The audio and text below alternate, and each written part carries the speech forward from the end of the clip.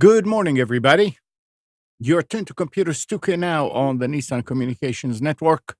I'm Edmund, your host for the next couple hours, along with Mike. Yeah, sort of. Yeah. And Gal is here. Good morning. Good morning. And Nick is here. Hello. Our number is 919-518-9773, Computers 2K Voice on Skype. And today's show is made possible by vMix Software, Telestream, Wirecast Software, and is sponsored by Tom Sinclair of Live Streaming Gear. What happened? Why are we late? Spectrum died. I mean it died. I looked over there, and it was actually the modem was lit up. It was fine, but I went and I looked at my monitor, and everything was out, and I couldn't get anywhere.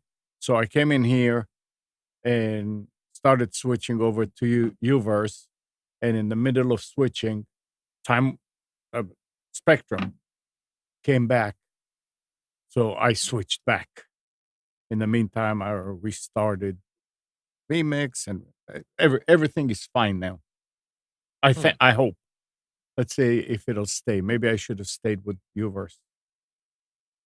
How is this possible? Yeah, how is it possible? In 2019, a cable internet provider having outages. This is funny. And the interest. Do I? I said, it was funny. I was on the show last week. Yeah. I was. So did I already talk about the hurricane? I don't remember. Yeah, I don't.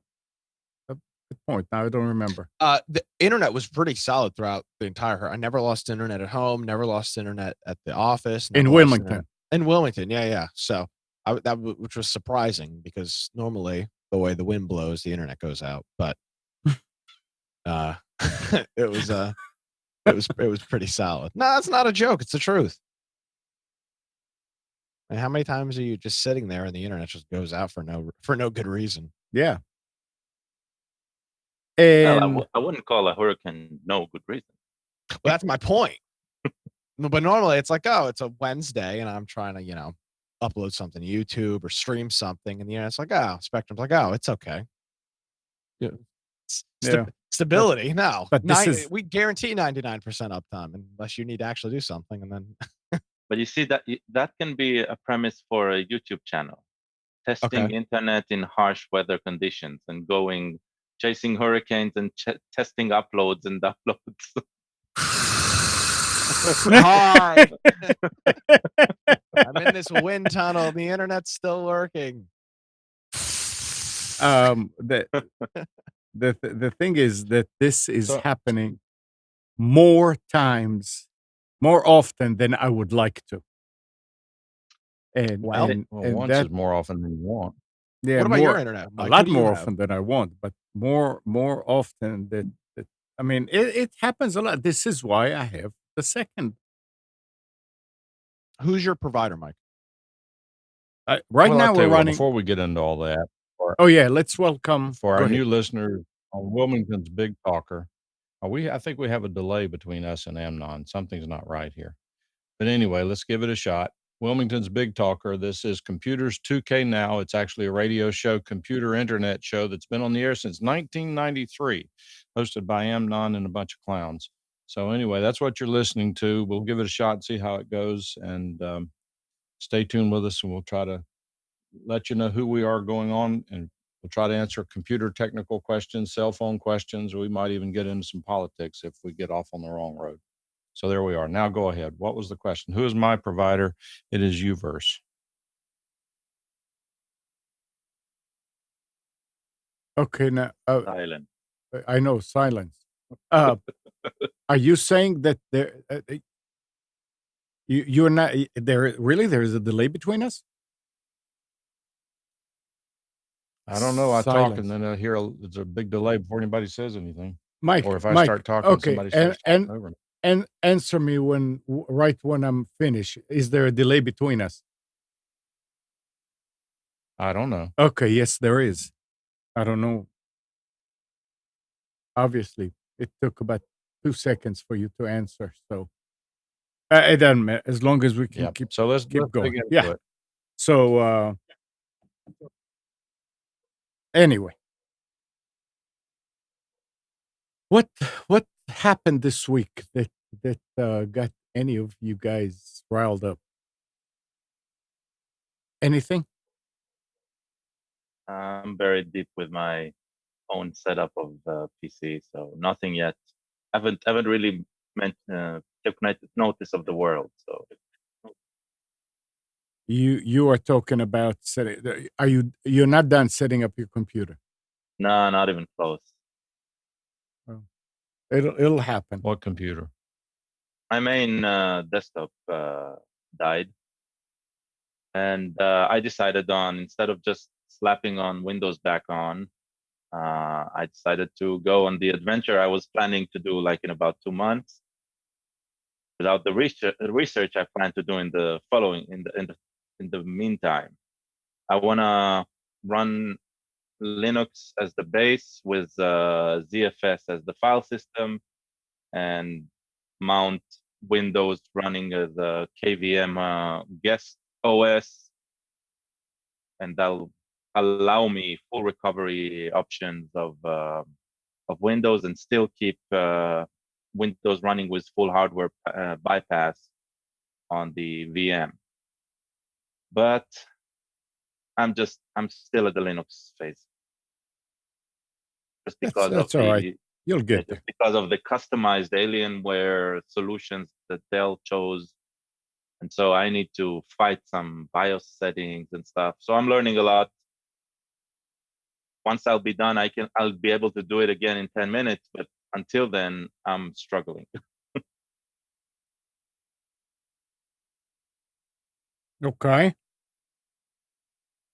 Struggling means you are making progress, but it's not as always. fast as you want it You're to happen. learning. Yeah, it's a very steep learning curve. I'm waiting for the point, in the learning curve when you slide down the slide. I'm not there yet. Okay. This slide. What a picture. Yeah, exactly. We had a big event this week. You did. Well, no, I mean, I didn't do it, but Apple did. They had their big. Yeah. What do you mean? Yeah, I mean, this is Apple's yearly announcement of their new phones, the iPhone 11 and the iPhone 11. I don't know what naming scheme they chose. The iPhone 11 and the iPhone 11 How much Pro. is the 11? $2,700? No. Actually, surprisingly, it appears that they have bent the knee a little bit to lower priced Android phones, because I believe it's the base iPhone 11, the smaller one, which I think is 5.5 or 5.7 inches. I believe is $800 outright, which is a couple $100 less than. Excuse me, it's $700. It's $699, which is $200. How much memory? That's a good question. Black, 64 gigabytes. 64 gigabytes for $699. But they always had for an Amazon. 800. What? They always had an $800 price point.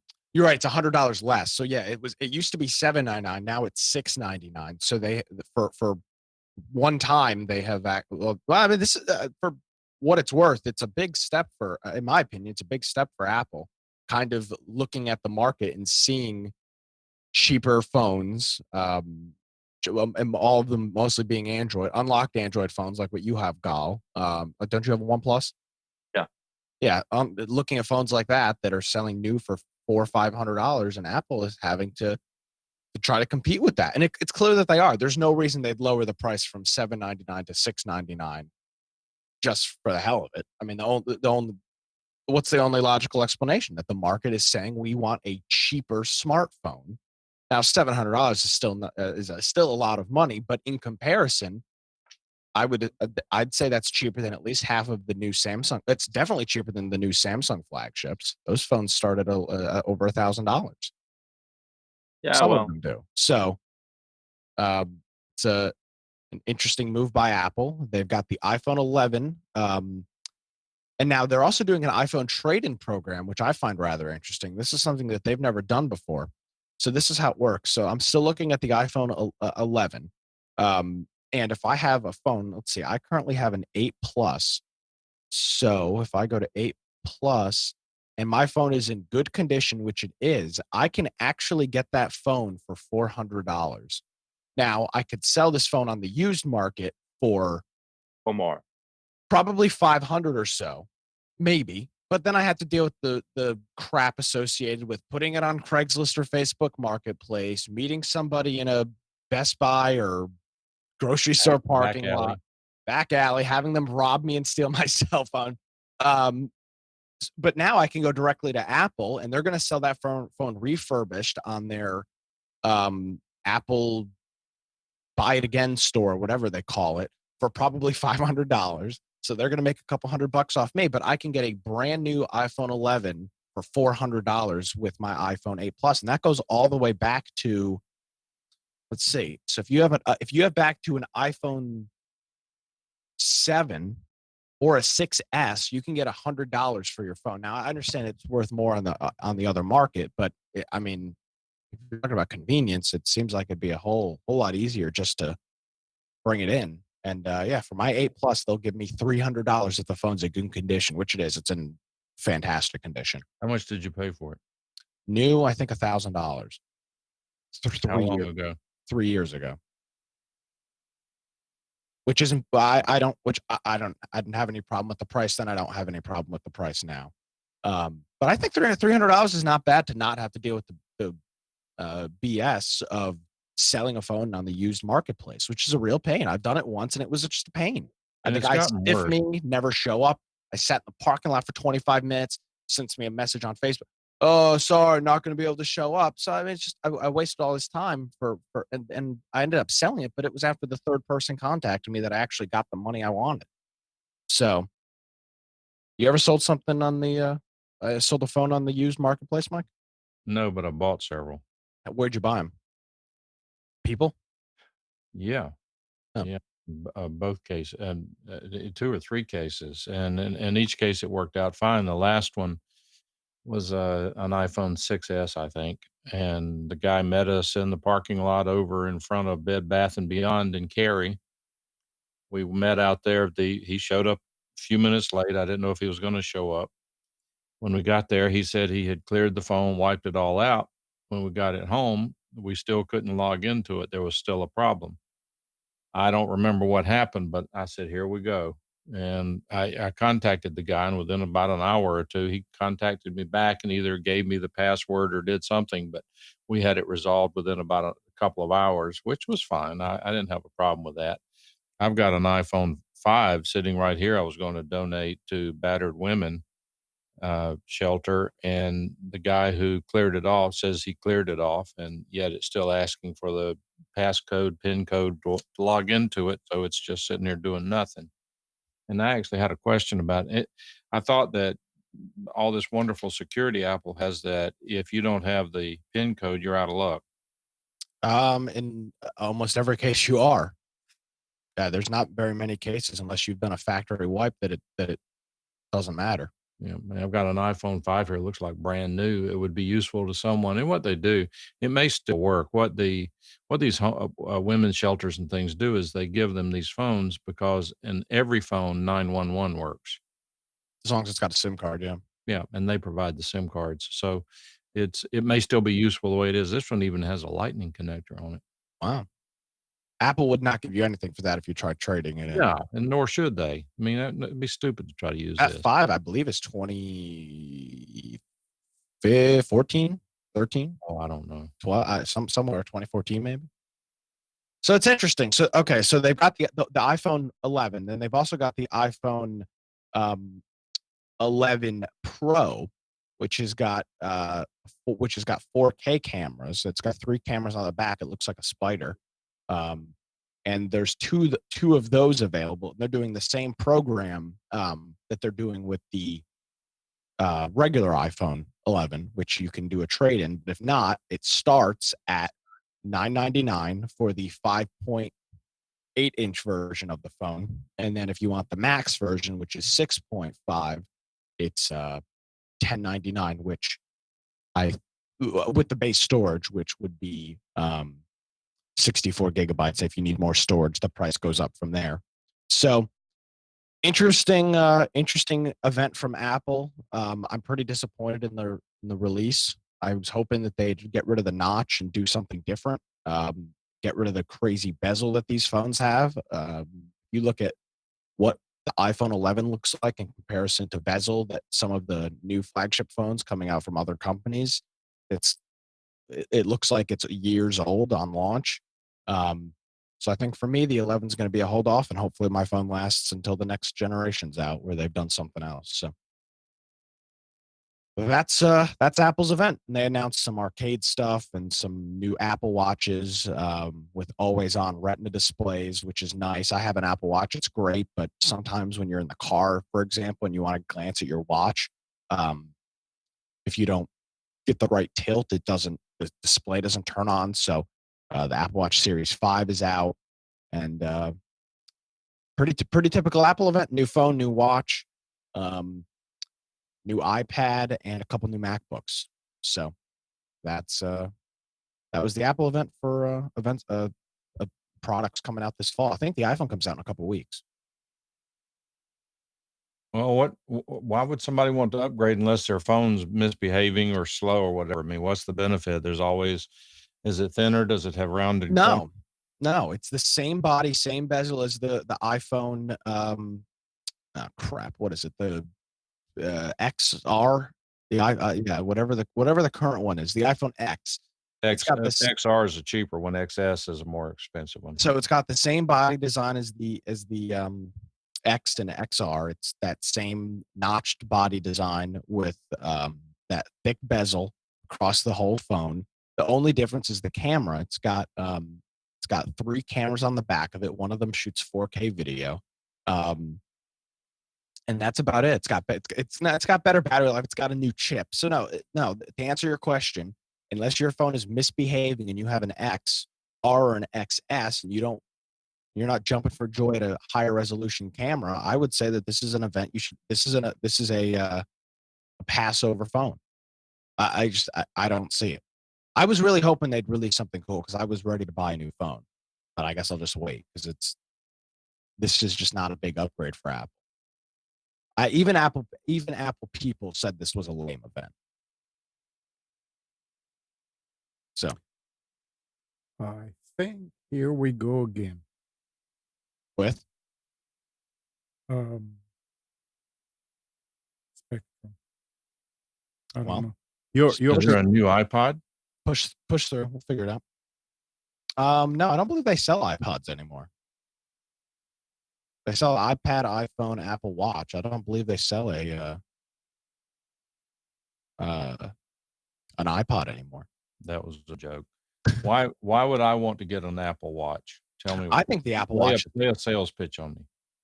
I don't have my sales hat on, but I can throw it on real quick, at least temporarily. I don't know about you, but I have a bad tendency of installing a whole bunch of apps and programs and services that notify me of things all the time. And do you have a phone clip, Mike, or do you put your phone in your pocket? I mean, I have the belt clip for it. Yeah, I see. I don't do the belt clip thing. So me fishing my phone out of my pocket is a real pain. With the belt clip, it's probably a little bit different. I find myself reaching for my phone probably half as many times a day, less, due to the fact that I can glance at my watch and see that, oh, somebody started streaming on Twitch, or I got a Carrabba's 40% off spam email to my inbox, or some garbage like that that's popped into my inbox. So um, I have noticed multiple times that the most recent example was Friday. I was around a new group of people getting some information for something I had to do yesterday, and my watch kept going off, and one of the guys said, "Do you have somewhere to be?" And for me being younger, this isn't a thing, but I guess that's a thing you do when you're watching the clock. It's constant. I mean, it is. You're constantly looking at your watch, and I've told probably a dozen people in conversation, because they'll say, "Do you have somewhere to be? Do you have somewhere to be?" No, just I'm getting buzzed, and I look down at my watch. It's not meant to be rude, but um, that's what happens. So that may be a downside of it, but yeah, I mean, I'm a big fan of the watch. But you can set up the watch to notify you only on the important things, and the rest remains on the phone. So you can also deal with that way. You can, and the whole reason I really like the watch is because I can glance quickly and see those meaningless alerts and not do an action with them. That's why I find it useful. I never thought about that. I guess using it maybe the totally opposite way is beneficial too. You only pick up your phone if the watch goes off and it's something that you want to see. The fitness stuff is cool on there. It's just, I mean, especially when I was out in Seattle a couple weeks ago, and we were at the trade show, PAX, walking around and saying, "Oh, we walked 14 miles on a given day," or whatever it is. It's pretty neat. Music control is cool, especially if you're in your car, like I am a lot, using a podcast app or Spotify, instead of having to reach towards my phone mount, which is in the center of the car, and opening the screen and clicking the plus arrow. I can turn my watch towards me and click the next button on my watch, and it will change the song or pause the song or do whatever it needs to do. So that's helpful as well. I'm a big fan of the Apple Watch, and I don't know what the new ones that go for. I think they're $300 maybe. And it adds $10 a month to your phone bill. It does not. No, I have the one that is not always connected. I didn't find any use in that one. Be near your phone, to Bluetooth to your phone. Yeah, and I mean, I've never been in a situation where I haven't had my phone and my watch. I think that one is absolutely for people that are really into running, is what I've always seen, and they want to be able to run without a phone but keep track of their run, their distances, and things like that. So they run with the one that's got essentially a SIM card in it, and it's got an add-on plan on your carrier. But I've never been in a situation where I've had my watch and not my phone. I've never found any use in that. So, but you can buy that outright from Apple, and syncs to your phone, and you're good to go. And let me also say at this point in time that you're listening to Computers 2K Now on Wilmington's Big Talker. If you want to see what some of these ugly faces look like, the show is also streamed on the internet. You can go to computers2know.com, click on Watch Live, computers2know.com. You'll see and hear us there as well. And we appreciate you listening. Gene says they're great on the golf course and when you're fishing also. Yeah, there's a whole bunch of cool apps. I've seen a couple of the golfing ones that are on there. I don't golf, so I don't have use of that. But Tish also says I wear my Apple Watch all the time. Yeah, I charge it every 2 days about, and it's dead right now because I've worn it for 2 or 3 days, and it died last night when I got home. But yeah, I'm a big fan. I really, really like the Apple Watch. There's also a chat room at computers2know.com over on the right side. You don't have to create an account. It'll just ask you for a username to participate, and we'd be glad to have you jump in. Yeah, come join us. So yeah, that was the week in terms of new stuff with Apple. Cool stuff there with their the new Apple Watch. I'd say is the coolest thing they came out with. That always on display is huge. It's something that almost every Android Wear and every other Fitbit smartwatch has had, and Apple has been as typical. I can see you all smirking already. Late to the party with having an always on display on a watch. Hello. So yeah, the new Apple Watch 5 is probably the coolest thing they announced. All right, last question on the Apple Watch. Yeah. Does it tell time? It does tell time. Yeah, there's a whole bunch of really cool watch faces. You can make your own. I've got one that shows. Let's see. There's a big clock in the middle. It shows your location, the temperature, and then at the bottom there are 3 shortcuts to apps. Oh, one other thing I forgot to mention as well is it's got you can send text messages on it, and you may say, oh, well, typing on it is a pain, and it is. And there's a way that you can draw letters, but the auto dictate on the Apple Watch is really cool.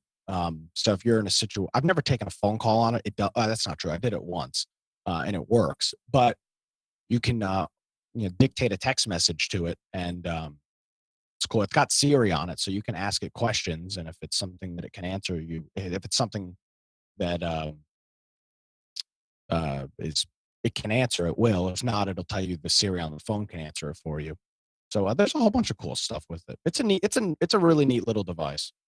So, Gall, you're an Android user. So, what kind of watch do you have, or are you left out in the cold? No, there's enough. He is. He's freezing. The Android Wear line, Google has their own wearable OS, and there's a lot of manufacturers creating phones. I use a rather older one from, and I'm going to butcher the name, Huawei. Yeah. So it's old, it's clunky, it's not really responding well lately. So I think by January, which is my birthday, I'll probably replace it with a new one. And there's actually another option from Samsung. Theirs are not Android Wear. They're called Tizen. They have their own OS. The nice thing about Android watches, they can work pretty well with Apple OS as well. So they're usually not limited. I haven't ever experienced it, so I don't know whether it is as good as using it with an Android, but it has most. So it depends what you buy and what's the price point, but you have everything that the Apple Watch provides just on the Android platform. So I believe the correct pronunciation is Huawei. Yeah. Huawei, probably. And you get free Chinese spying at no additional charge. Probably. Well, it's free. Yeah, exactly. Yesterday, Uzi was here and his kids came over, and his Now, daughter. our listeners in Wilmington don't know who Uzi is. Okay, my brother Uzi came over, and his kids came later, and his daughter bought some like a Fitbit knockoff that was like me something. But they were talking also about that there's another one that's the Huawei that's doing. But she was showing everybody, she said, and it'll do, and it'll show you my heartbeat, and it'll show you oxygen, and it'll show you, and she goes on and on about the health, and then her brother is asking her, but Ariel, will it do a colonoscopy? There's one thing I can say. All of these, including the Apple one, have a real problem with, and that's battery life. Yeah. That is the one that she has, she said, goes for 2 weeks. Then it doesn't use any display, so it's not a touch. It is. Those are great. No, it is. It does have a touch thing, and it's got a huge. You scroll and all kind of things. But now again, that's what she was saying that it will do it. She just got it. We don't know, but by I guess on paper, that's what they're talking about. I mean, if it lives for 2 weeks, that's fantastic. Yeah. I'm looking for a watch that won't die after a day and a half or within the same day. Mine is old, so if I don't charge it, at least I use it for sleep tracking. So I need it on me during the night. And then when I leave for work, I want it to function for the rest of the day. Right. So I need to charge it when I wake up, and I need to charge it right before I go to sleep. So I'll make sure that I'll have it for the entire day. Right. So, and I can tell you that this one that I have, which is, as I said, old, wireless charging wasn't an option then. And the connector is just horrible. I fight until it's right in the right position and stuff until it starts charging. It's a frustration on a daily basis.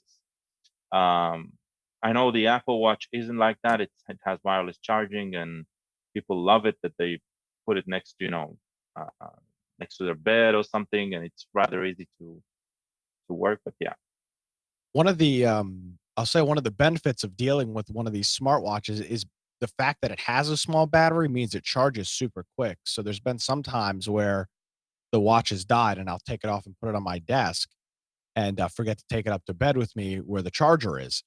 And I'll wake up the next morning and see, crap, I didn't charge it. And in my 20-minute ride to work, I bring my charger, I plug it into the USB in my car, and it'll have 30% by the time I get there because it's got such a small battery. It charges so quick.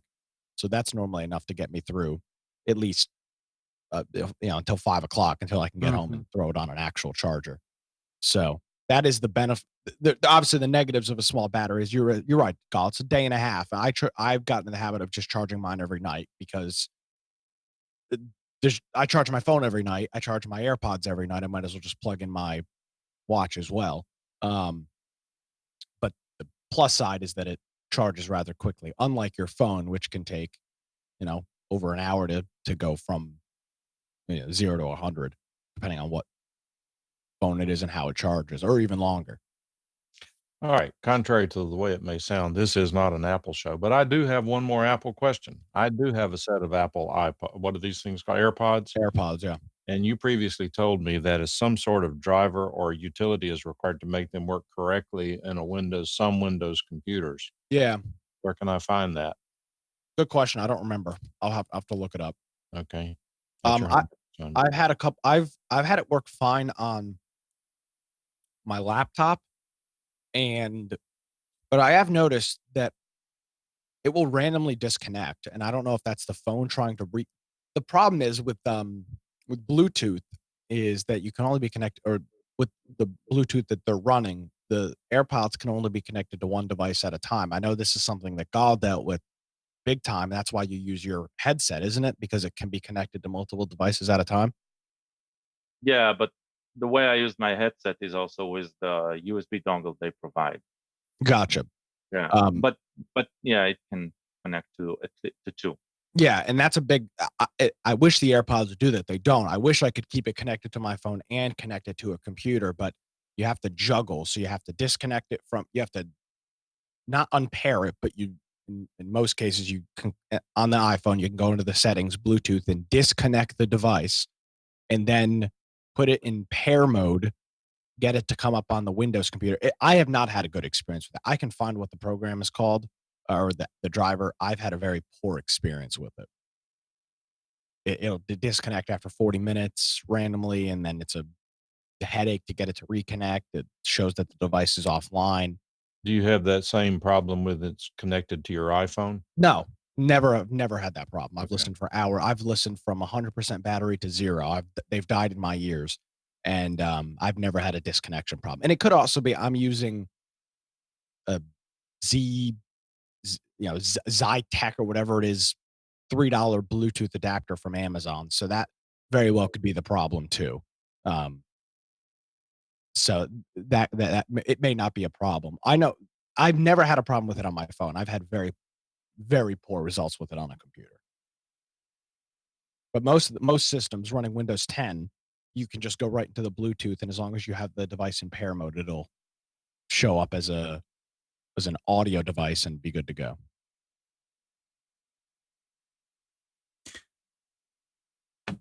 All right. Let's get into some news. Movie Pass. You heard the news? Who's Movie Pass? Is that Regal or AMC? No, MoviePass is the third party. Oh, is it? Okay. MoviePass announced on Friday it's shutting down the discount ticketing service on September 14th. Wow. MoviePass parent company Helios and Matheson Analytics notified subscribers that it planned to close down the service because its efforts to recapitalize MoviePass have not been successful to date. So they are shutting down. So if you're, I guess if you are a subscriber, you probably got the notice. I was a subscriber last year. Mm-hmm. I didn't do the mistake this year. They were great for 6 months. Mm-hmm. And they've been running since 2011, right? So I just hopped on the last successful ride, semi-successful ride they had. And for about, so as I said, they were great for the first 6 months. So from January to June, we made use of them. We made it a point of watching, I think, 2 movies a month. And that meant that we got our money's worth out of it. But starting with the summer, they started having cash flow problems, and come mid July, we got to the cinema, and it wouldn't work, right? It wouldn't work. We still saw the movie. We still bought the ticket. We didn't turn around. But from that point onward, it didn't make sense in using it. The restrictions were even worse than they were in the base package that you bought. So the way they work is because they're a third party, they didn't belong to any of the cinema chains, the theater chain.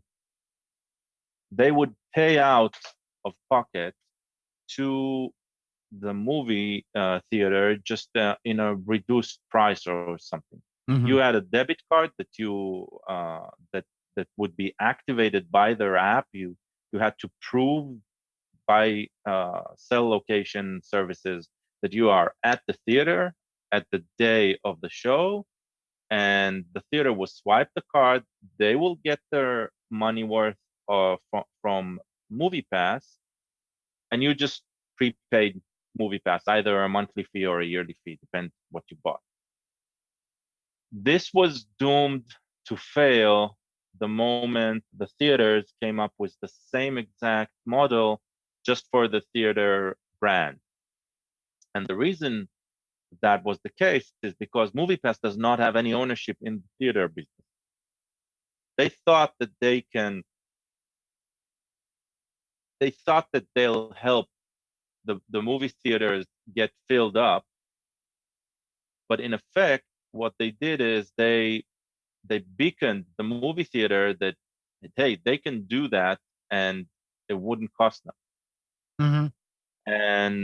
And that's exactly what happened. AMC came up with their solution, their subscription, where you buy a yearly subscription and you get to see as many movies as you want. I think Nick just mentioned Regal has their own. And so the moment you hook up to so MoviePass was theater chain agnostic. It worked everywhere. They managed to make deals with all of the theater chains, and it worked. But the moment AMC came up with their own,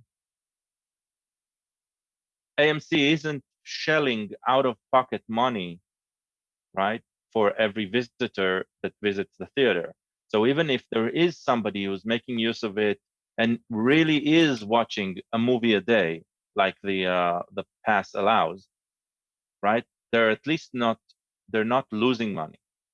But with MoviePass, for every visit to the theater, limited to one a day, for every they would pay out money. And so by August, they ran out of money completely, started to make changes to their plans, but they lost the faith of anyone who subscribed before. Sure. And so explain how this works, because so the way MoviePass was a third-party company, how much was the what did you have, the monthly or the yearly?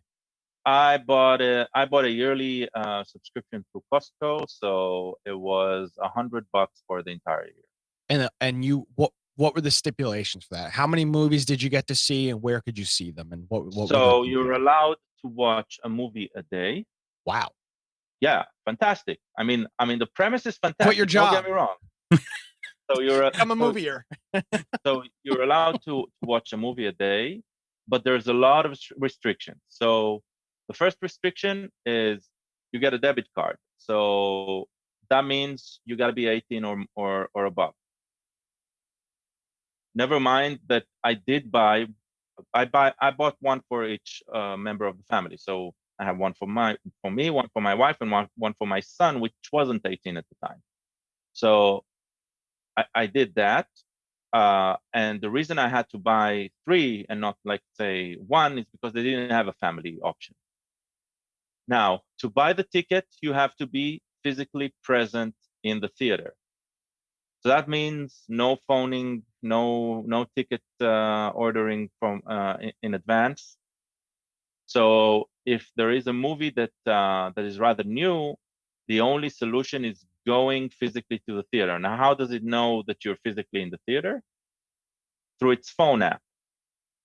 Its phone app, you log into the phone app, you sign in, and you allow it to access location services, and it sees that you're within 100 feet of the theater, and you do a check-in, and from the moment of the check-in, you have 30 minutes to purchase the ticket, and that's when the swipe at the cashier is going to be approved. That's all good, but if you want to buy in advance, it means you need to have all of the phones there. So each card needs to have its phone, and the reason is logging off and logging in is cumbersome, and if you logged in and logged off from the same phone to another account, it freezes the logon for 24 hours. So they don't want any cheating, which I understand, right? They were paying out of pocket money. So yeah, but they're also saving money that way because less people are going. Right. So that created I think that was smart in a way, right? Because that meant they are filling up theaters that wouldn't be filled anyway, right? So I mean, if you knew that you wouldn't have a spot there and you really wanted to see the movie, you will still phone in to the theater and order, or go to the website and order the tickets in advance, and you'll pay the full price. But if it's it's already week 8 of the movie, there's no chance that there's a good chance you won't need to come in advance to buy the ticket, right? So in that way, it was really it was a smart choice, but it was cumbersome if you want to buy in advance. Yeah. So tie all of that in, right? And then AMC comes out with theirs, which is, by the way, cost more than MoviePass, but you can call in advance. You can log into the website with your login account and purchase the ticket. Changes the behavior completely. And suddenly MoviePass is bleeding out money, right?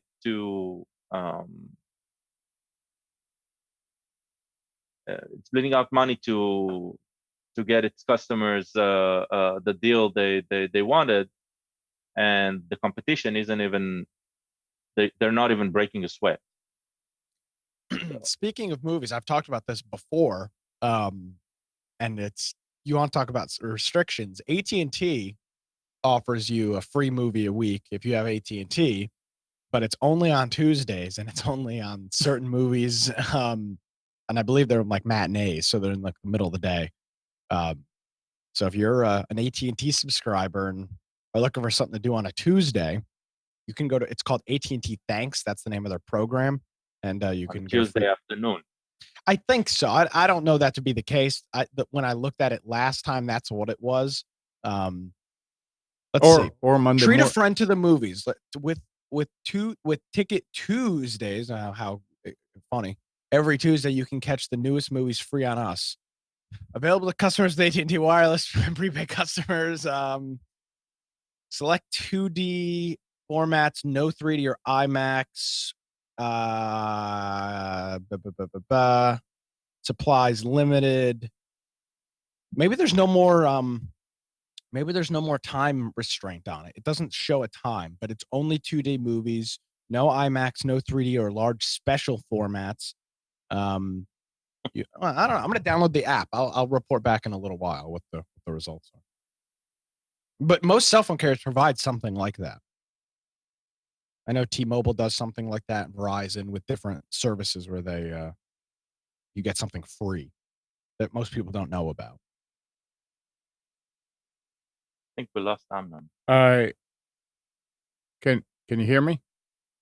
Barely. No you guys video. Keep going. All right. Well, what's going on, Gal? What's going on? I'm knee deep in Linux, so everything I talk about is Linux, and that bores the hell out of everyone. So it does appear that Apple or Google rather is going to pay that crazy was it France or the EU that fined them for like $1 billion? GDPR. GDPR, yeah. But Google is, so here's an article here I saw this week. Google says it's going to pay its $1.1 billion, $1.1 billion in France following a tax probe, which has to do, I don't know if this is, maybe this is the GDPR thing. No, I don't think this says this. I think this is a different issue. This is a different issue. Google has agreed to pay almost $1 billion US dollars to French authorities because it did not fully declare its tax activities in the country. Covers a 50 million euro fine and the taxes of 465 million euros.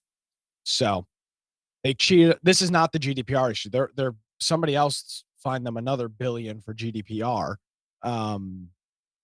So Google's getting ready to shell out some cash, and they've said they're going to pay this. I guess they don't really have a choice. If how many did you say? How much? 1.1 billion. Interesting. Half of that is taxes. Half of it is a fee. Oh, I see. Yeah, 549 million fine and 510 in back taxes. Okay. Good. Yeah. I mean, if there's Google can deal with it. I mean, Google has no reason to well, I should say I have no reason. Google is more than capable of paying their taxes, right? Google's not strapped for cash and they can't pay their taxes.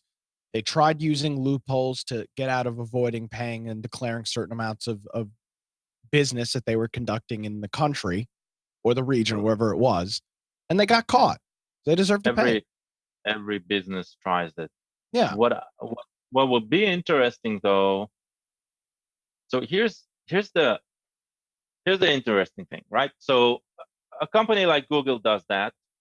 They get caught, and they'll pay, and nobody can say that 1.3 billion isn't going to hurt them, right? It doesn't matter if they make 100 billion, right, in profits. 1.3 billion changes plans, right? Mm-hmm. That's clear. I wonder. So here's my problem as somebody who's not involved, as somebody who always hears about this from the outside. Companies like these, they try it, and when they try to mess with the system this way, the ramifications are in very large numbers. If I would have tried, if I was running a small business and I would have tried this, I'll be smashed to pieces, right? When this is discovered. Yeah.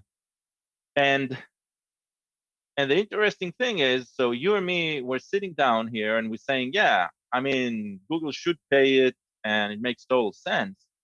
But if you look at their stock performance, I'm guessing the stockholders, right?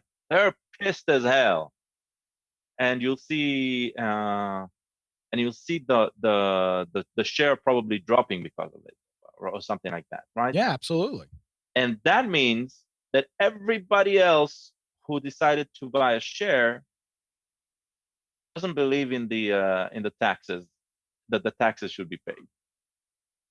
That is what I'm reading from, right? So everybody's saying, right, that the taxes should be paid, but the action, the market says, the hell with the taxes. And that's that duality of the message. Yeah, I've always find it fascinating. No, I mean, no, you're spot on about that. And it's everybody, right? Gal, you pay taxes, right? You declare as many things as possible to make it so that you either get the best return possible or have to pay as little as possible. That's what you do. You declare you have a child. You declare your child as a dependent. Why do you do that? So that, well, because your child is a dependent, but also because you get tax breaks for that. So I mean, you're a hypocrite if you're saying, oh, Google shouldn't be trying to do whatever with their taxes. But I think the point is the amount that they tried stiffing France on wasn't necessary, right? It's not like Google didn't have the money to pay the taxes up front, right? When you and I are trying to save on our taxes, I mean, you're talking about $1,000 refund. That's a lot of money. But for Google, clearly, $500 million isn't anything because they're just willing to shell it out to deal with the problem. That's true, but notice one thing, right? It's reported, at least, or I mean, all we're working with, it's the same caveat in any discussion, any media discussion. We're basing it on some media report, right? So yeah. I don't know all the details. Reuters. But, yeah, I mean, I'm looking at TechCrunch right now, so it doesn't really matter. But what I'm saying is, they are paying this because of a tax audit, right? That means they were, if the audit wouldn't have happened, or the audit would have happened only, I don't know, in 5 years, right? They'll get away. They would have had gotten away from it with it on the initial run, and that's what they did try to do, right? That's what I find. It's not like, oh, we made a mistake. No, we didn't report the taxes. It's not a mistake. True. Yeah. Well, can you hear me now?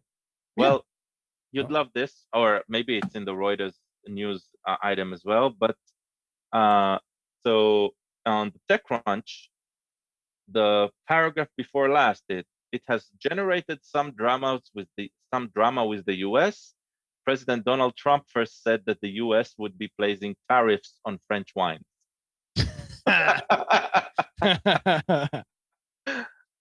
Let's see, it's pointing to somewhere. Let's see where it's pointing to. A Reuters. Yeah, I think they were the source of it. Trump says U.S. would tax French wine in response to digital tax. I agree. Okay. Well, hey. You don't want to be on the bad side. You don't want to be on the wrong side of that guy. That's for sure. Oh, there's a video. Interesting. They have proof. You're talking about AT&T and movies. AT&T expects to lose about 1.1 million TV customers in the third quarter as it faces pressure from an investment group that says AT&T's increased focus on the TV business was a giant mistake. In an update to shareholders yesterday, AT&T CFO John Stevens said the company expects an incremental 300,000 to 350,000 premium video losses above the previous quarter premium video results. That's according to AT&T. Since that's an incremental increase over the previous quarter loss, that will amount to 3-month loss of more than 1 million TV customers. Ouch. Yep. Is Mike still here? No. Uh-oh. We didn't do the ID. Oh, Jesus. Yeah, you're listening to WFBT Carolina Beach, the big talker. All right, that'll suffice. So yeah, they're losing and losing and losing. Well, I mean, how much is a base TV package? I don't know. Too much. Yeah, I mean, yeah, no, you're right. Yeah, it's good. That's the thing. Well, I mean, I've looked at this multiple times. I've looked at purchasing cable probably a half a dozen times since I've lived down here. Mm-hmm. And every time I get a thing in the mail, Spectrum, I have them for internet, so they're constantly sending me, little, we're offering this just in your neighborhood only, some great special offer, the greatest thing ever. And I've called, I've contemplated it, but then every time I sit down and look at it and say, really, do I really want to spend $70 a month for the base channels? What is it? 52, or it's more than 52, maybe 100 and something channels, base channels. It's expensive. Yeah, it is. Absolutely. And there's no money in it. For them? No, that's the problem. Oh, yeah. I mean, at these prices that are expensive for us, there's still no money for them. Well, that's a big problem because you've got companies like ESPN, which is ABC and Disney, that's charging them, in some cases, $4 a subscriber for ESPN. And they're giving it, and ESPN is part of a base. I don't know of any cable system where you can purchase a base package that does not come with ESPN, at least an ESPN channel. That is part of every base cable package and dish package I've ever seen. That's very expensive. ESPN's got one of the highest costs. It's got the highest cost per subscriber of any channel that is available on cable. They know that they're worth it. Well, they know that they're worth it, but they also don't give the cable. Well, could you imagine going to Spectrum and saying, "Hi, I'd like your base cable package for $80 a month, but you have to pay extra for ESPN"? Yeah. I mean, people lose their minds. So they're not making a whole bunch of money in it, clearly. If AT&T is saying it was a mistake, they're clearly not making the money they thought they were going to be making on it. Well, they're not saying that it's a mistake. It's their investors that are saying that it was a mistake. And yeah, and same difference. And here you go. Something to add to that. Apple said its TV Plus original video subscription service another one here, will launch November 1st for, ready for it? $4.99 a month. Whose? Apple. It's their TV Plus original video subscription. Yeah, $4.99 a month. Yeah, this is their Netflix ripoff. Well, yeah, that's what I was saying. It's undercutting the price of rival offerings. Apple made the announcement at the Tuesday event focused on new versions of the iPhone. The service will be free for 1 year with purchases of a new Apple devices. So I guess any device, I don't know how it works. The TV Plus service is entering a crowded field that already includes Netflix, Amazon, Hulu, and AT&T and HBO. Then in November, Walt Disney plans to launch a Disney Plus streaming service with a giant catalog of titles for $6.99 a month. Netflix entry-level subscriptions is $8.99 a month in the U.S. So Netflix and Disney shares fell after the announcements on Tuesday. Apple while Apple stock climbed. So $4.99 a month and original video. What I wonder what is that their own stuff like? It is, yeah. So they've got Oprah's doing some sort of sit down show. Steve Carell, Jennifer Aniston, and some other lady are doing some sort of show. I think it's kind of like the Newsroom, the HBO show. They've got a couple different things. It's a good price point, but as we've discussed before, you cut your cable subscription to save $80 a month, and then subscribe to Netflix, Hulu, and all, Amazon Prime, and the Apple Video, and you're spending $150 a month on your extraneous subscription services. So, and keep in mind that it is Apple TV, which means probably no Alex Jones. Well, there's definitely won't be any Alex Jones on their original. And actually, it's interesting. If you have an iPhone, iPad, Mac, or Apple TV, you already have the Apple TV app. I wonder what it's available on. That's a good. I didn't even think about that. Let's see. I guarantee you, there's not a Roku app for it. Yeah, there's not. Interesting. So you have to watch it on an Apple TV or Mac. Really? That's what it looks like. If you have an iPhone, iPad, Mac, or Apple TV, you have the Apple TV app, the ultimate way to watch Apple Plus TV. You'll find the Apple TV app on select Samsung smart TVs in the future. Yeah, so nothing now. So you're right. It's only interesting. No, it's not interesting. This is exactly what Apple does. But it's a good but it's a very interesting price point. They've cut Netflix price less than half. I think they're $12 for their base plan, $11.99. Well, they said that an $8.99 in the US. Oh, I didn't know they offered a plan that entry level. I didn't know that was a thing still. So that's what it is. It's standard definition. You get and you get a clock that just goes click click. Like the 24 hours theme. Yeah.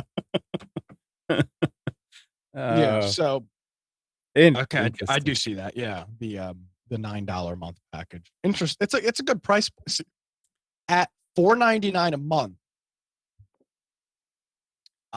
If they had decent stuff, I'd be willing to pay $4.99 a month for a streaming service. They'll be $4.99 for the first year or first couple of years, even. Yeah, and then you cancel even Netflix, when they started, was 5 devices, right? 5 devices. They had the profiles and everything, and it was $8.99. I thought it was cheap. Wasn't it $6.99 when it first started, or $7.99? No, that was the DVD package. Oh, okay, yeah.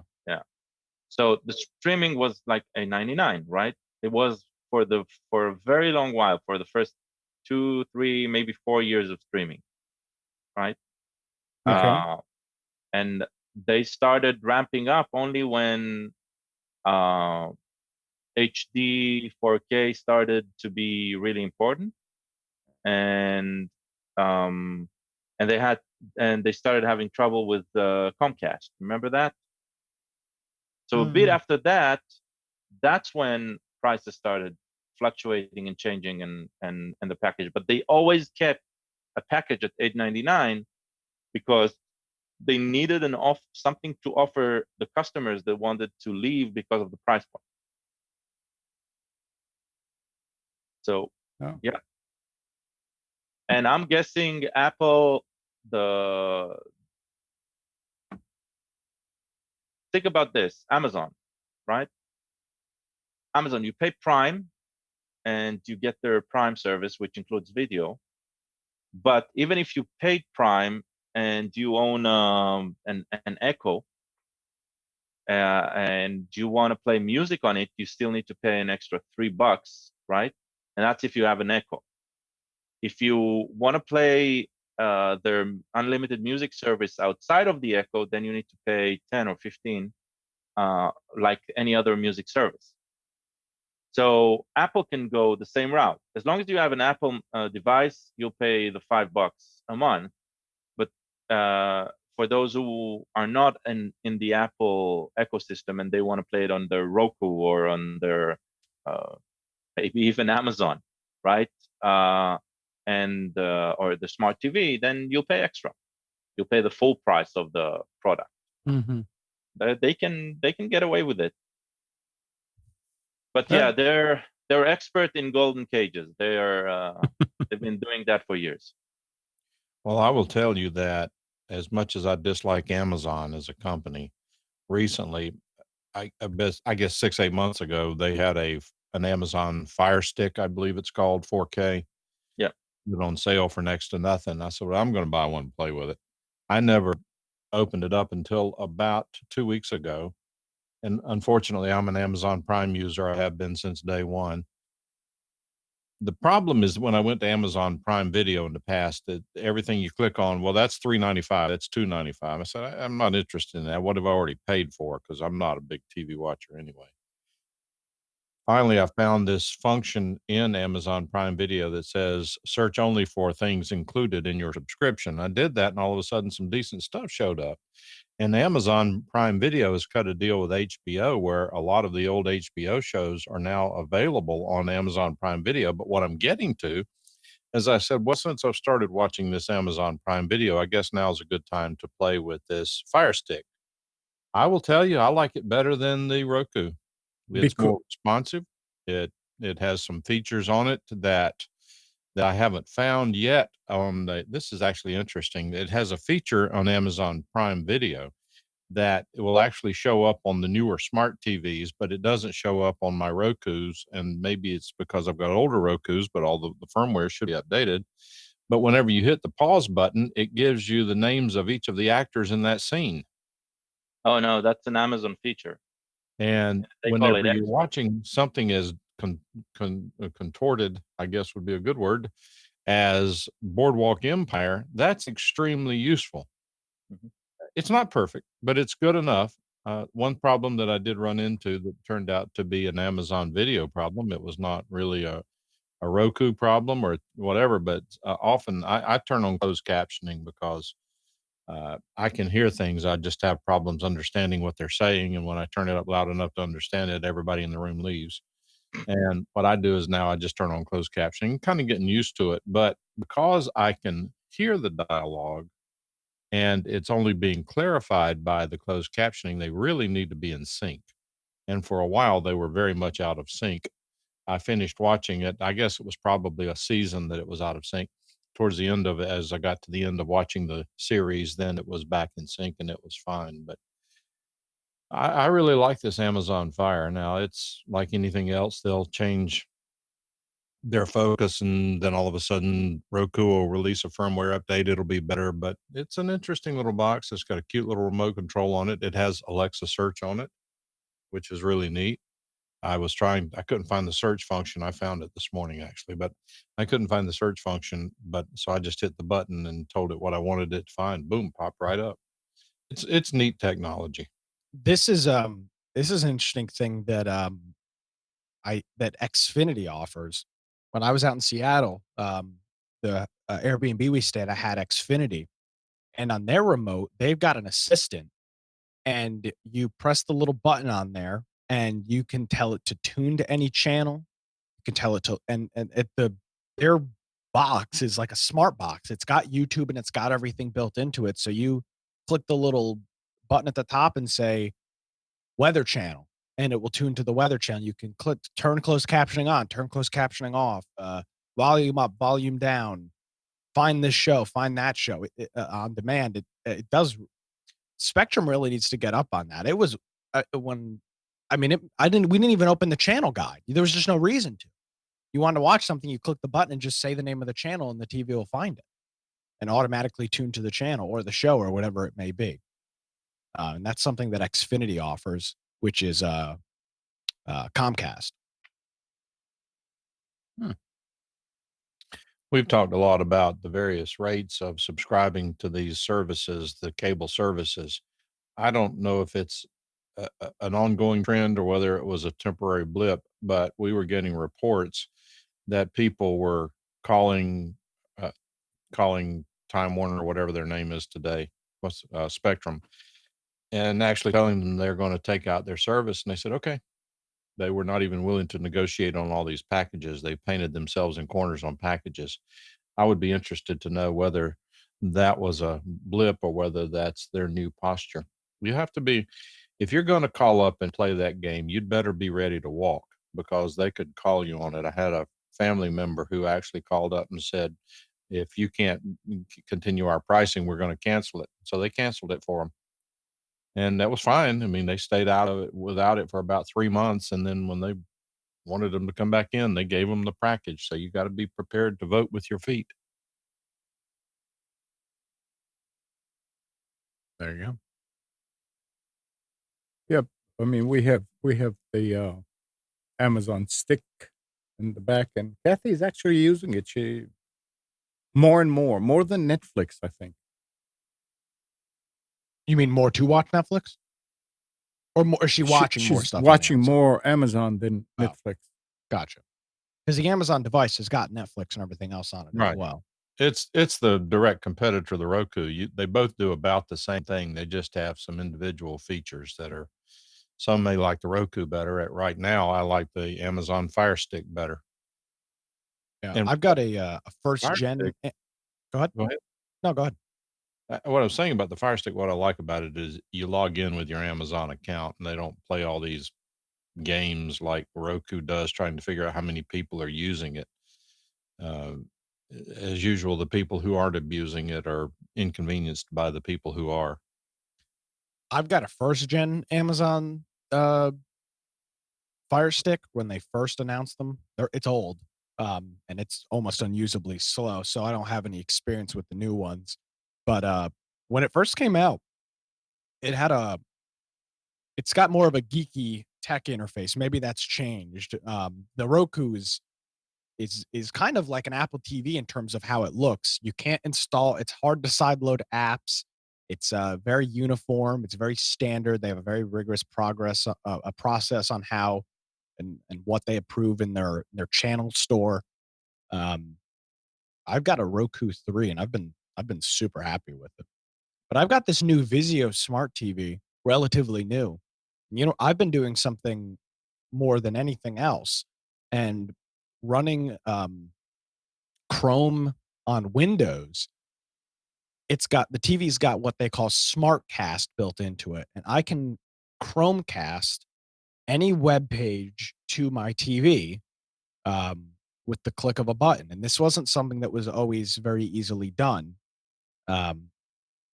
Originally with the Chromecast, it was certain websites, it was certain web pages, it was certain video players, it was very limited. And now I can go to youtube.com, click the cast button, click living room TV, and when it decides to connect, my TV is, as it is right now, is going to turn on behind me, and it will cast it will just cast this white web page, or in this case, it's going to load up YouTube and just cast it to the television. Well, our TVs have the YouTube app built in. And so does this, and that's what it does. But I can go to YouTube's probably a bad example. I can go to computers2know.com, click on cast, click on living room TV, and there it is. It just pops right up behind me. So the full web page, which is cool when you're watching something that isn't available on YouTube. If you're streaming something from maybe a third-party website, those exist, and and you want to watch that on the TV, it's very easy to cast that. So, well, I just pulled up, and I don't want to give Amazon any free plugs, but they don't make any money on this, so that's okay. But they've got the Fire Stick TV with Alexa voice remote streaming media player, normally $39.99 for $24.99 with free delivery if you're a Prime member. Now, I'm going to tell you something. We've got old people and young people here. If you're interested in getting one of these newfangled whiz bangs and you want to play with it, if you have Amazon Prime, I strongly recommend that you spend $25 and get one of these things to play with it. I mean, if you get stuck with it, you can call us in. We'll talk you through it to a point. But it would be a good way to introduce yourself to these streaming things. If you bought your TV recently, it may already be built in. I have found that the streaming apps built into TVs are just not as robust as the external ones, and that's sort of what you would expect, I think. They're just not as fast. But this Fire TV stick with Alexa voice remote, streaming media player, 4.5 stars with 35,000 reviews, $24.99. I'd recommend the 4K one instead. It's quick. It's a newer, updated model, and it'll be a lot quicker. And it's $10 more. Yeah, $35. Yeah, I'd get that one if you're going to buy one. Yeah, I don't think I paid $25 for mine. It was probably some weird deal that I probably Prime Day. They discount their stuff to like nothing. I mean, get it and play with it. If you don't like it, give it to your grandkids or something. I mean, it's a they'll really figure it out. Now, one of the things that I found on this, just so that if you decide to take us up on our recommendation, when the stick actually plugs into an HDMI port in your TV. If you don't have an HDMI port on your TV, don't buy one. It won't work. But it also comes with a small extension cable that allows, and like on my TV, the stick will not plug into the HDMI port because the way the port is on the TV, it's recessed into the TV. There's no way it will fit. I then take this HDMI, I don't know, 3, 4, 5-inch extension cable, plug it in, then plug it into the TV, and it kind of hangs off the back of the TV. But then also it has to have power from somewhere. I don't think that the typical HDMI port has enough power to power it unless it's the MHT HDMI port. Even then, I'm not sure because my Roku is plugged into that one. But the way they solve that problem is that they have a port on the side of it that you plug a USB cable in. That when you get this thing, you look at it and you say, what's USB? Why do I have a USB cable with it? And the reason why is because it uses that for power. You plug a USB cable into the Fire Stick, the other end into a 5-volt USB jack anywhere.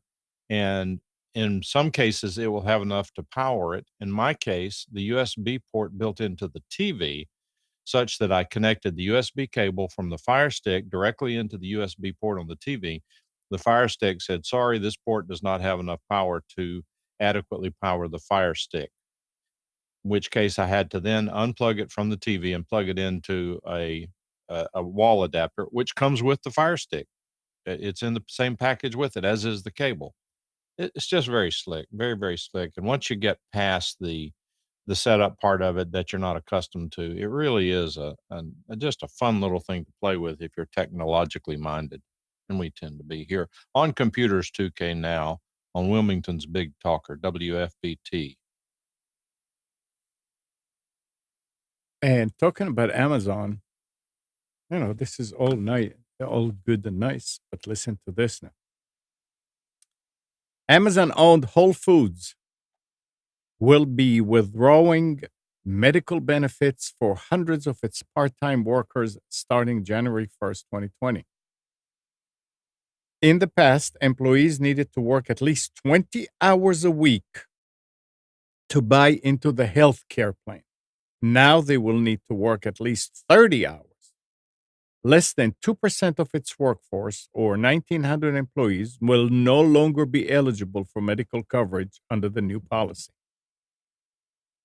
So in order to better meet the needs of our business and create more equitable and efficient scheduling model, we are moving to a single-tier part-time structure, a company spokesman said. We are providing team members with resources to find alternative health care. So either you can try and work 30 hours, and you have to apply for that, or find different provider for your health. And I'm sure people were talking about it because I remember when they were buying Whole Foods, everybody was saying, so are we still going to have this? Are we still going to have that? Are we still going to get paid this? Because that they are going to strip it back and back and back as much as they can in order to be competitive. But 1,900 people at Whole Foods. Well, that's actually, I could be wrong on this. That's not super standard to offer healthcare for people at 20 hours. It's normally 30 hours, isn't it? Oh, no. I'm not saying that it's right or wrong, but they had it. Yeah, but I don't think it was nice that Whole Foods gave it to those part-timers. That's before Amazon. No. Gave them the opportunity to participate. I'm sure that Yeah. did not include free healthcare. No. No. But isn't it pretty atypical to offer that for part-time employees at 20 hours? It's normally 30 hours for you to be able to buy into your company's healthcare, right? I think it's just a matter of company policy. Yeah. I mean, Uh, Starbucks supposedly provides healthcare, and all these do-gooders are To finding out that they they're having trouble paying for what their mouths are talking about. they're offering it to part-timers? I'm not sure, but I understood. I mean, they're the solution to all of the world's problems. Yeah. Them and Jerry's ice cream. I mean, the biggest reason a lot of companies are hiring part-timers and not full-timers, they'll rather hire 2 part-timers than 1 full-timers is because of benefits, Absolutely. that they don't have to provide benefits. Well, speaking of companies that are not doing super well, GameStop is going to be closing 200 more stores by the end of next year, by the end of 2020. Actually, excuse me, it'll be by the end of this year. So in the next 3 months, they're going to close 200 stores. Their quarterly report showed $32 million in losses, and they haven't had an up quarter in a couple years. So they are on a continuing slide down, and it's not surprising. They have When's the last time you went into one? last year. And why did you go in there? Because a new game was coming out that I wanted. Why didn't you buy it online? Because I wanted to go to GameStop and buy and get it at midnight when it came out. Why? What?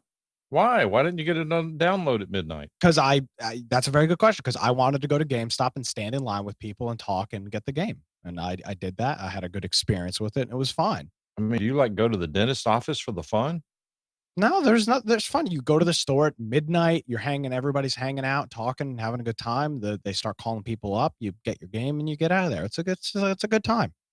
Yeah, but that's the only point where the store is full.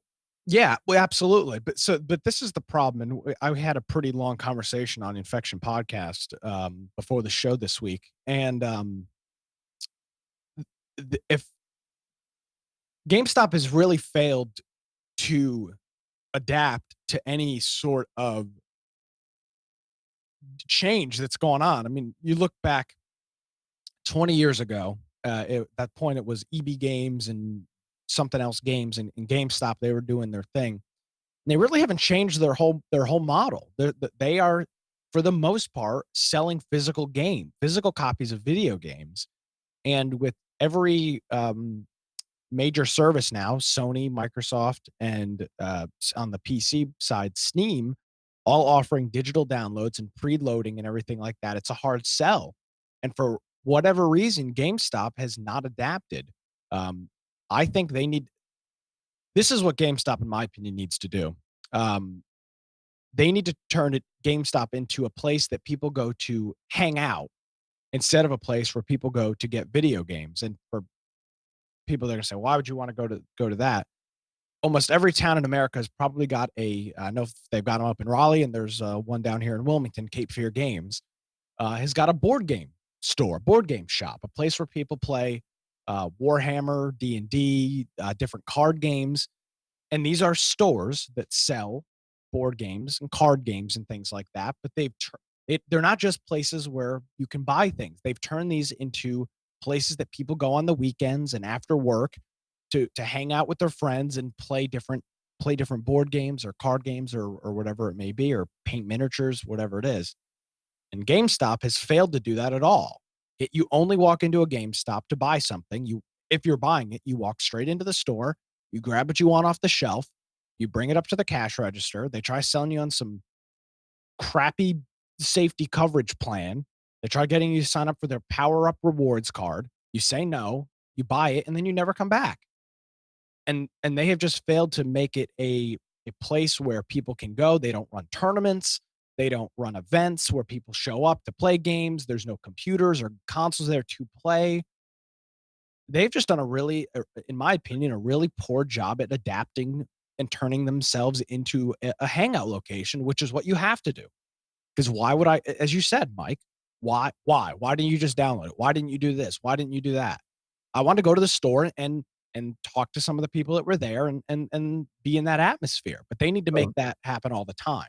That was the social aspect of Yeah, it, is what the answer to the question was. And what it sounds like you're saying is that they are not embracing the social desires of its customers. They've done nothing. They still do the same crap that they've been doing for 20 years, selling overpriced used video games and selling new releases when they come out. But they have not transitioned into what, in my opinion, it would be a successful strategy, which is turning your local GameStop into a place. I mean, I know this show doesn't necessarily have a huge gaming audience with it, Well, but we're not talking about games. I mean, I've already had one listener comment that old people don't like to hear about games, but this is not really about the game. This is about business. It's about social impact of various businesses. I mean, it's a valid point in my opinion, but we'll get off of it in a second. Go ahead. We will, but like it or not, the amount of people that are playing video games now is a huge group of people. It's hundreds of millions of people in the United States. And Like what? Like Amnon. Yeah, absolutely. Oh, yeah.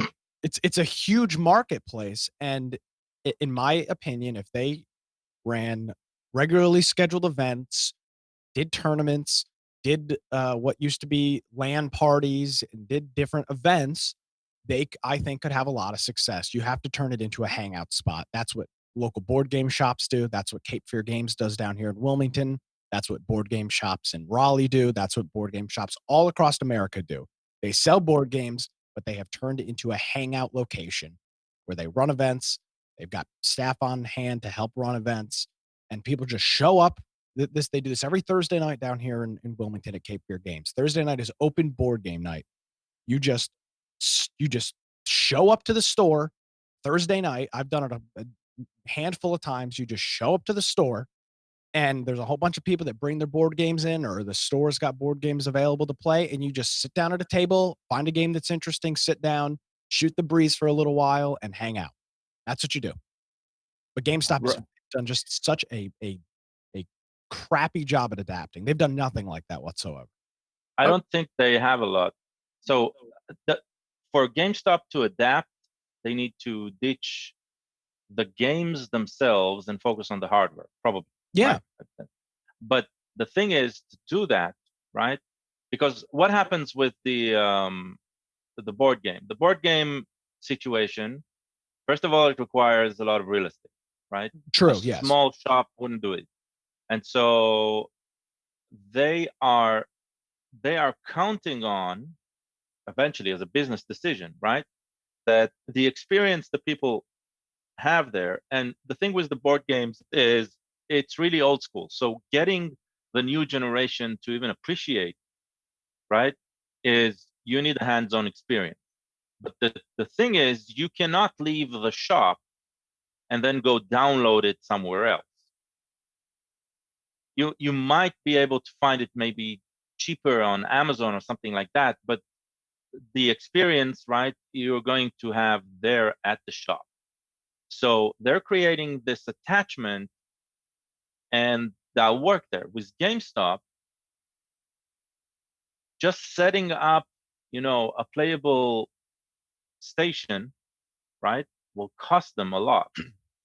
But see, that's the problem, though. It's not just setting up the playable station. It's turning it into a location where people want to show up to interact. Here's the thing.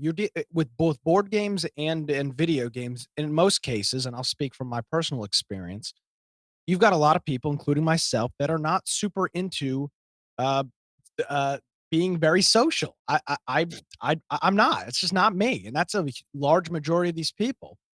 You go to a board game shop, and that's what you see is a group of people that are by themselves, not the people that are going out to bars and being super social. So Okay, Sheldon. But you are in your own element, kind of. But yes, but they've created these. I'll use a snowflake term, a safe space where you can show up and play your board games and be fine. But they've created a good atmosphere where people can show up and really just do nothing, just hang out. And I think GameStop could do that, but you have to first get away from selling. But the video game industry doesn't want them to. No, they don't. But GameStop hasn't tried. This is what really is frustrating to me is that if you could hop back in a time machine, if you could spin up your time machine right now and hop back 15 years and walk into a GameStop, the only thing that's going to be different is the games on the shelf. Everything else is going to be the same thing it was 15 years ago. It's the store layouts haven't changed. Nothing has changed in those stores besides the consoles that they're selling and the game that is being sold. It's Call of Duty Modern Warfare Remastered instead of Call of Duty 1, the big red one, or whatever it was called. That's the only difference. They've done nothing to adapt to the times, and they're losing $40 million a quarter. And now they're closing 200 more stores by the end of the year. That problem will take care of itself. It's a real shame because once they're gone, which is inevitable, it appears in the next 5 years, GameStop in its current form will cease to exist. There will be no place besides Walmart or Target. Best Buy does a little bit, but Walmart, Target, or Best Buy to buy video games, which sucks. Online. Unless online, everything's online. Yeah, but guess Even what? If you buy the disc. But hold on. If you buy the disc of a game, okay. So, but follow me through on this. Games come out at midnight, and especially for competitive games, the new Call of Duty comes out here in a couple weeks. I'll be going to get my local GameStop at 11 o'clock the day before it comes out and stand in line to talk with people and wait in line. And at midnight, go up to the register and get my copy. But you buy a game online, it doesn't come until the next day. Okay, but why can't they let you download the game at midnight and then you get the disc in the mail? Well, that's not something they offer. They allow you to do a digital download of a game, which is fine, but I like having the physical copy of it. That's a personal preference. Mike, take this. The moment you pop the disc into the machine, it is downloading the game online, the latest update, because the disc is printed 2 months earlier. So it's not even the game. It's all a farce. The physical media is a complete farce. GameStop would do better if they just, sold you a code that you can punch in. That will work better. But you've got people like me that like displaying them on a shelf and having the physical copy, and that's what I like, and that's what I enjoy. But you are the dying race, right? That's why. Wow. Why don't you be a little more blunt? Why don't you be a little more blunt with me? But that's why GameStop is dying, because it is catering to this dying race. Leave me alone. The kids, they don't want it. All right, let's move on. You were going to say something, Amnon. I mean, it's simple. Look, Nick, you mentioned it's like a bar. You go to a bar. People go to a bar for one purpose only: to socialize. Because you can go to the ABC store, buy a quart or a fifth of whatever. It'll be a lot cheaper, and go home and drink it. That's what I do every night. It's great. Yeah. So it's the social. ABC is my hangout. I talk to the cashiers. I go home. I drink it. And I go to sleep. Yeah. So it is. I mean, and if you went to a bar and the bar had the bartender with one table that's 2 by 2, and you can't stand there and socialize with other people and drink, that's exactly what you would do. You would go to the ABC store, you buy your liquor, and you go home and watch TV and enjoy ESPN. I don't know, something. Have a good night. And that social interaction is very important. So maybe, and I hope maybe somebody else will come up with an idea that they will open something, to sell games and to have games and to provide that social aspect to the whole thing, and they will make a lot of money. Yeah, I just think it's a real shame. And me as a gamer, pretty entrenched in what's going on.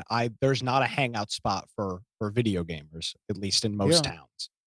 And there you go. I don't know. I mean, that probably would fail too, but it's sure as hell better than losing $40 million a quarter selling overpriced used video games, which is what and $70 Batman coffee mugs from ThinkGeek, which is what they currently do. And when you have people hanging around and sitting down and playing games, and they shoot the breeze, and somebody mentions something, you are going to find people that will say, "Oh, I want that," and get up and talk to the attendant and say, "Do you have that game? Let me have it." And if nothing else, you're paying for the real estate anyway. Yeah, you're paying for the air conditioning. You're paying for the electricity. Yeah, I mean, next time you're at a mall, I'll say this to anybody, and then we can move on. Next time you're in a mall or an outdoor place where there is a GameStop, I challenge you, walk in there. You'll see a couple of younger kids in there with their parents or grandparents shopping used video games. They're gonna look at a whole bunch of things, and they're not gonna leave with a single game. They're gonna look and they're gonna leave, and that's what GameStop is. And they've just done a really poor job at trying to adapt. And of course, I bought some GameStop stock about 3 months ago, and they've been on a real real steady decline since then. So I guess I am actually literally killing GameStop. Every quarter they have abysmally failed since I purchased stock. So All right. That's we good go. to know. Now I've got another question. Wi-Fi. We keep coming back to this week after week, and I still don't have a solution. I have two, just for starters, on my own home system, I have the Uverse, which uses the Pacer 5268 or 5368 or 5620, whatever the router is. It's terrible. It's old. It's the Wi-Fi on it is not good. It's on one end of the house. It doesn't even come close to reaching to the other end of the house. I went out and bought a Ubiquiti Unify AC Pro WAP, put it on the far end of the house. Now the far end of the house works fine, and when people on the AT&T side, all of a sudden the Wi-Fi gets flaky.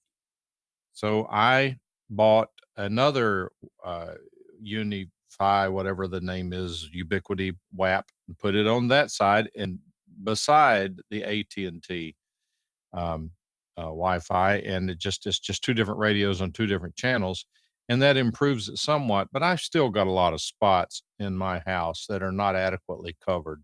Move to a smaller house. Yeah, I was gonna say, don't buy a freaking castle and you don't have to worry about it. Thank you for that. Now, so my question is, I'm told that these WAPs can be used in a mesh because it's interesting. A good friend of mine, in fact, usually when I'm not here, it's because we have house guests. It's one of my college roommates. And anyway, he has an older house where a lot of his walls have the metal latticing inside because they are plaster, and that's a perfect shield for Wi-Fi. He could walk from one room to the next, and boom, Wi-Fi is completely gone. He said, "What do I do?" I said, "Well, the solution is to get a mesh system." And he said, "Oh, okay." So I guess it was a month or two later, he comes back and says, "How's your Wi-Fi?" "Oh, it's great. What'd you do?" He said, "Well, I got a mesh system." "Okay. You have any coverage problem?" "No, it's got whole house covered." "Great. What kind you get?" "I don't remember."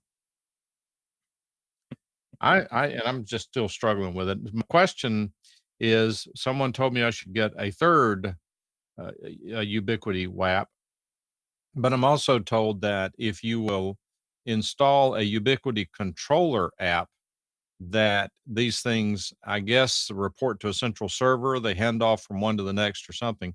But apparently, you have to use the Ubiquiti controller to be able to do a mesh network. Is that true, Gall?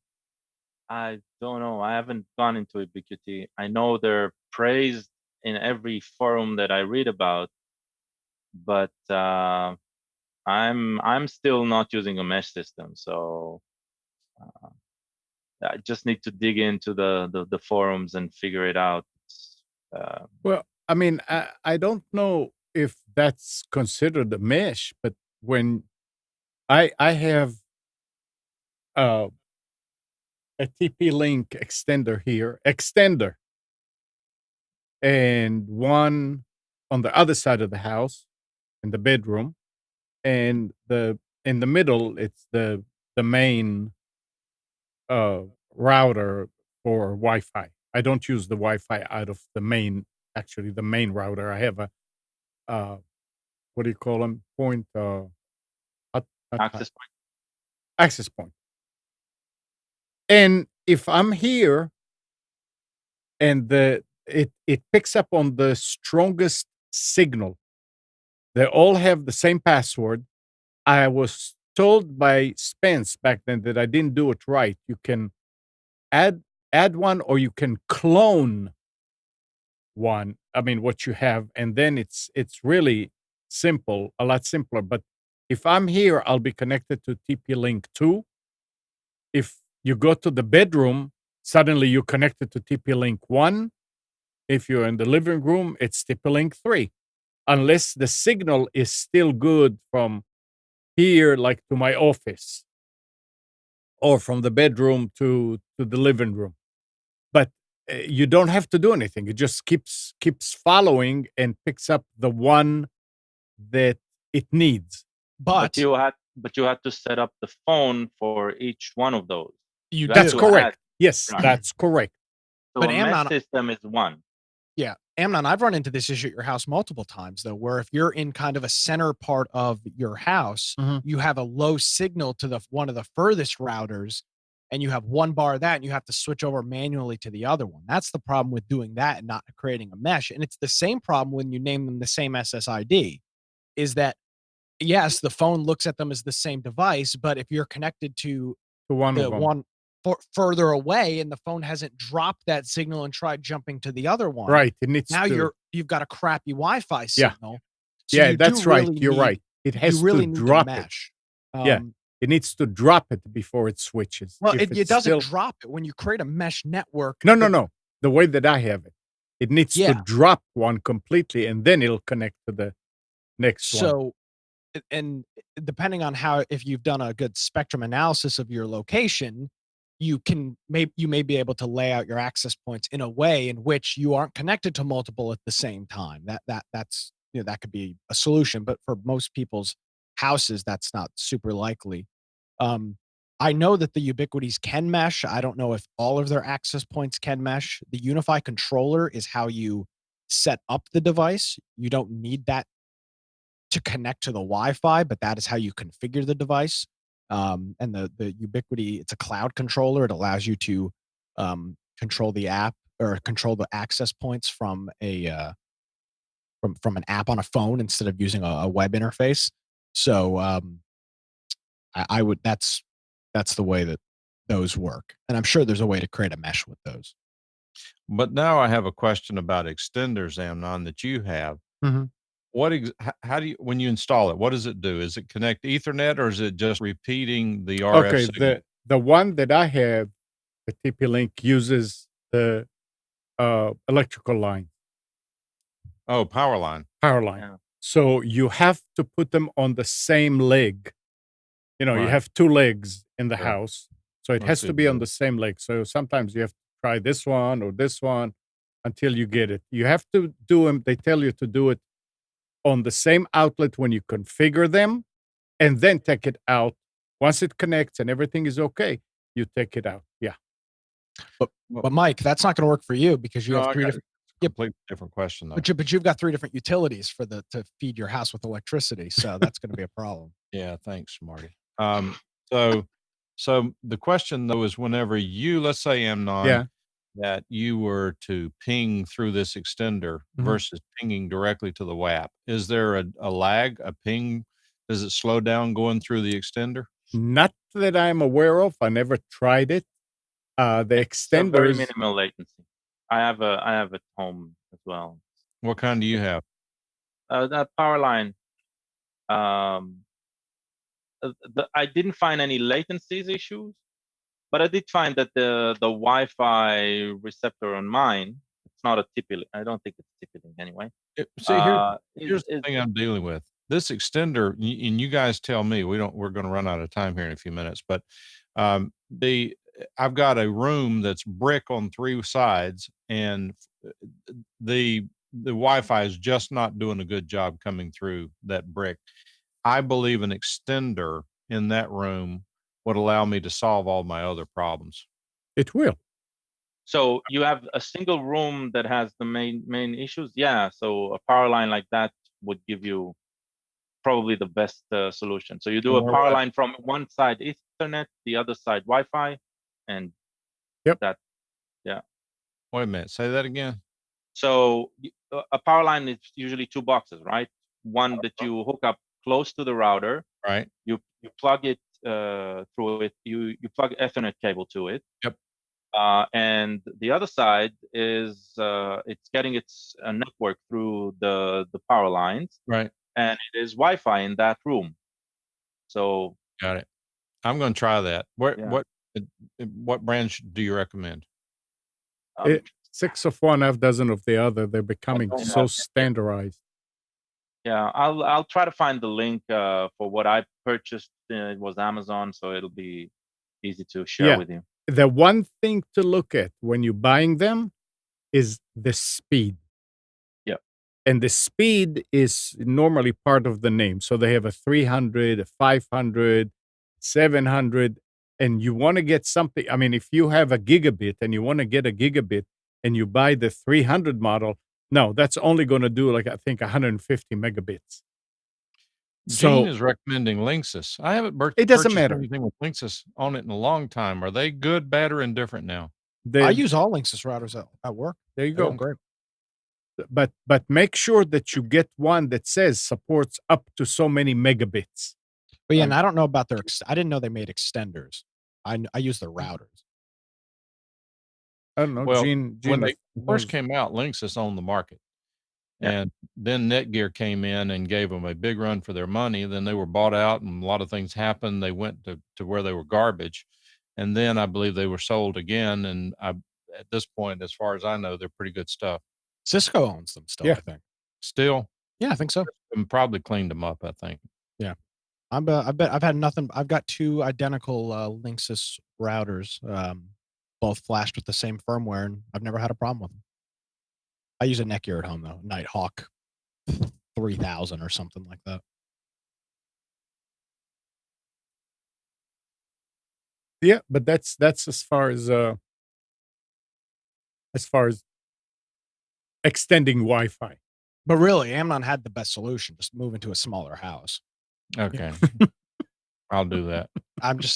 Or get a lightning to Ethernet adapter for your phone and keep your phone tethered, and you can just walk around the whole house. I've thought about moving into a smaller house, and I have a lot of guests who come in and like a place to stay before they leave for airports and things like that. I won't have room for them, but we got plenty of hotels in the neighborhood. I wish Amnon Gall, what do you guys got a spare room? I wish one could do like you would do in the very old days and just take a wire, wrap it around the antenna of the Wi-Fi adapter, and run it throughout the house like an antenna.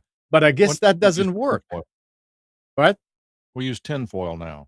Well, wear your tinfoil hat, and then you'll always have great Wi-Fi, and you'll get FEMA alerts sent directly to your head. Yeah, don't you remember there was this YouTube videos where they did tinfoil domes for Wi-Fi antennas? All right, we need to end for the benefit of WFBT radio. All right, you don't want to stay up afterwards, you guys. No, so let's just end the show. Okay. Yeah. I'm going to disappear for a moment because I'm going to go mash some buttons here. So. Okay. So thanks, Mike, Gal, Nick. It was great. And again, we want to welcome the listeners of WFBT Big Talker in Wilmington. And good morning, Kathy, Hannah, Nabil, Mac, Norm, Katie, and Donna. Thanks, everybody, for tuning to Computers 2K Now. We hope you enjoyed and maybe learned something from our time together. Remember to practice safe computing. Back up your hard drive, update your virus scanner. We'll be back here next Sunday at 9, but you can always reach us at computers2know.com. Tonight at 9, Mike, you hosting the Crypto Culture Show tonight? He is. Okay. On Wilmington Big Talker 106.7 FM and listen on TuneIn. See you next week, everybody.